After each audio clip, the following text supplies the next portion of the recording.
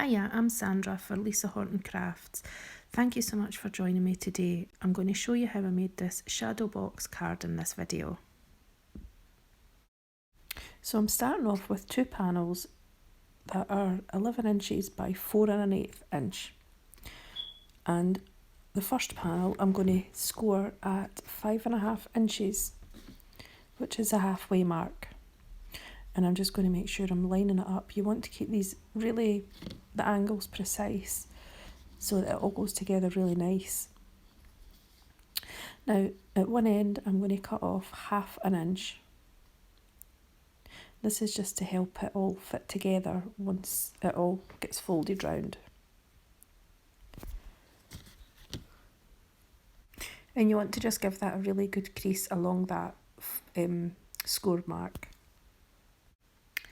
Now we want to take the second panel and we're going to score it at 1/2 inch, 6 inches and 6.5 inches.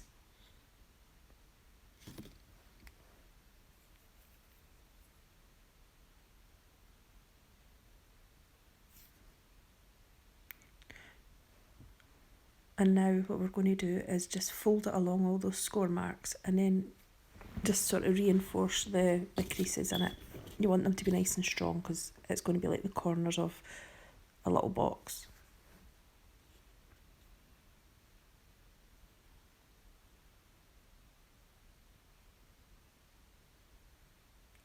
You can just see that sort of wee box shape.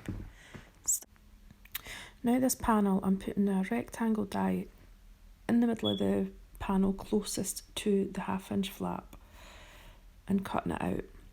I'm going to use my Cubes embossing folder this is the front panel, look how nice that looks.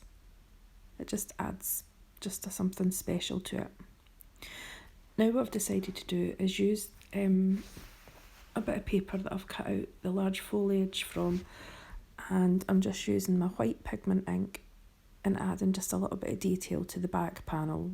This is what you would see through the window. To be honest, it was probably a bit of a waste of time because I ended up putting loads of flowers in and covering it up.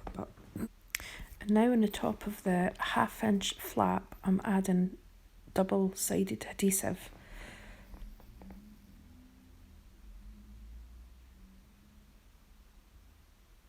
And then I've decided as well just to sort of match what's inside and using my pigment ink pad and just gently wiping it over the embossed area. And what it does is just catch those raised areas. It just looks nice. And now I'm going to take the rectangle piece that I die cut out of the front panel and I'm putting a stamped sentiment on it. Now, a disaster, my heat gun actually stopped working, so I've not been able to heat emboss, so it's maybe not as bright as what I would have liked it, but I still wanted to go with the white and keep it quite soft. You can just see that's my Lisa Horton Crafts double layered sentiments. Now I'm just sort of putting a few wee bits of card all the same size together just to give it a little bit of bulk. And what I've done with the glitter card, that's the frame, is I've cut out the middle because I find I really struggle to adhere things to the glitter card. So I find if it's got a proper card on the back, it's easier for me. Now I'm going to cut out loads of Shabby Florals and some large foliage. Right, this is the important part. So open up the base of your card, get the 1/2 inch flap facing up with the sticky side and butt it right against the fold and close over.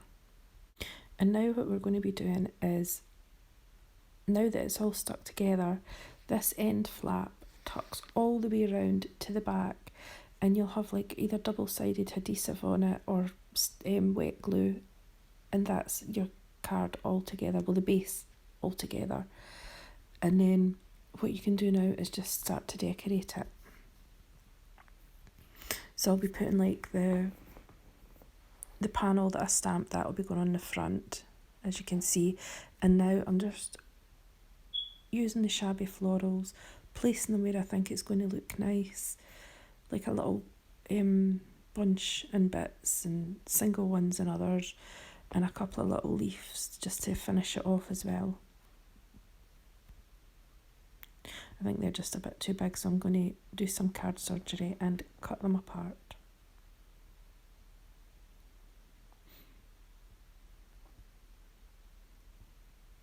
You can just see it works just like that as well, just taking what you need off the branch. And this is the final look. I hope you've enjoyed it. If you have, please like, subscribe, hit the notification bell, leave a comment, and hopefully I'll see you next time. Thank you so much. Bye bye.